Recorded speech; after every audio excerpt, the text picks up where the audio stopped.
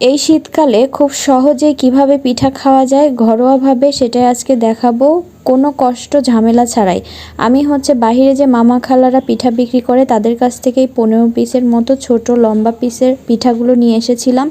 এদিকে আমি half KG milk ভিটার দুধ নিয়েছি, আর দুধের মধ্যে এলাচ, দারচিনি, তেজপাতা দিয়ে খুব ভালোভাবে জাল দেওয়ার পরে 2 টেবিল চামচের মতো নারকেল দিয়ে খুব ভালোভাবে জাল দিয়ে এক সাইডে রেখে দিয়েছি। এদিকে আমি গুড় নিয়ে নিলাম পরিমাণ মতো, নিয়ে সামান্য একটু মিষ্টি ব্যালেন্স করার জন্য লবণ দিয়েছিলাম। দিয়ে গুড়টাও যখন খুব ভালো মতো ফুটানো হয়ে যাবে আমি এক সাইডে রেখে দিয়ে দুধটা যখন হালকা একটু ঠান্ডা হয়ে আসবে ঠিক সেই পর্যায়ে আমি পিঠাগুলো দিয়ে দিলাম।